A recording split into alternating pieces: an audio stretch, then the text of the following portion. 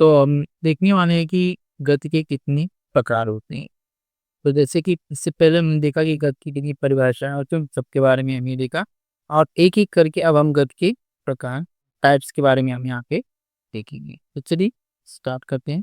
तो पहला होता है लीनियर मोशन। लीनियर मोशन मतलब कि रेखीय गति, ऐसी गति जब कोई वस्तु एक सरल रेखा में गति करे, अर्थात जब कोई वस्तु एक सरल रेखा में गति करता है तो उसको हम क्या कहते हैं? रेखीय गति या लीनियर मोशन कहते हैं। ठीक है? अब ये 2 प्रकार की होते हैं। पहला तो वो होती है जो कि समान समय में समान दूरी तय करे, ठीक है? तो इस तरह की लीनियर मोशन इस तरह की रेखीय गति जो समान समय में समान दूरी तय करती है, वो इस प्रकार की गति को हम कहते हैं एक समान रेखीय गति, ठीक है? एक समान रेखीय गति, ठीक है?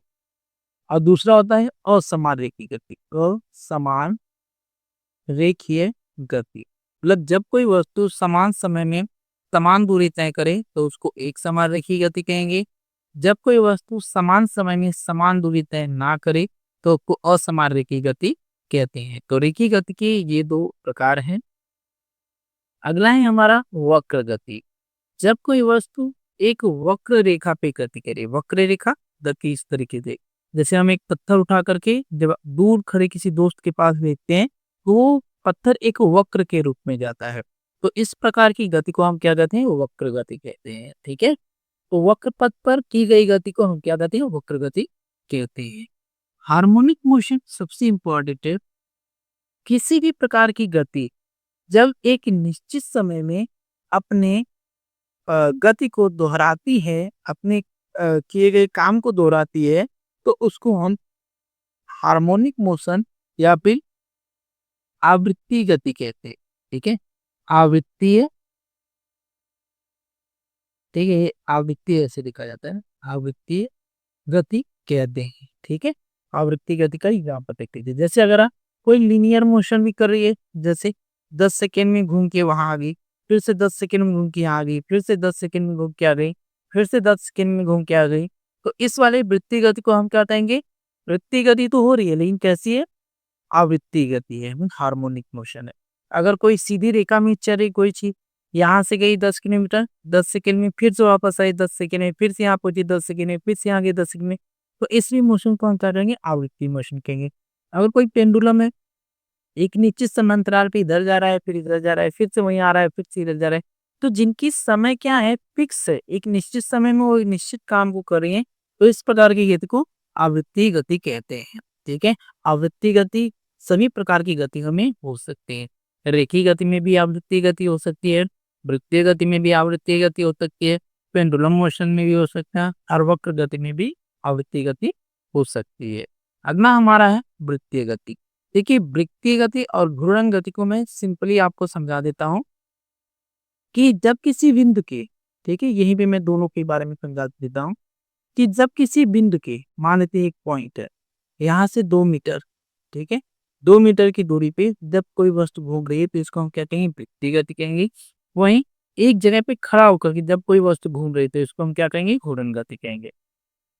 तो वृत्तीय गति को कैसे डिफाइन करेंगे? जब किसी बिंदु के, जब किसी बिंदु से समान दूरी पर कोई वस्तु उसके चारों तरफ गति करती है तो उसको हम क्या कहते हैं? वृत्तीय गति। जैसे 2 मीटर इधर था, 2 मीटर इधर है, 2 मीटर इधर है, 2 मीटर इधर है, तो इस प्रकार की गति को क्या कहेंगे? वृत्तीय गति। जब किसी बिंदु से समान दूरी पर कोई वस्तु उसके चारों तरफ गति करे तो उसको वृत्तीय गति कहते हैं। जबकि जब कोई वस्तु अपने अक्ष पर खड़ा होकर के ही गति करे तो उसको हम क्या कहते हैं? घूर्णन गति कहते हैं। एग्जाम्पल, जैसे घड़ी की सुई का घूमना एक वृत्तीय गति का एग्जाम्पल है, जबकि लट्टू का नाचना एक घूर्णन गति का एग्जाम्पल है।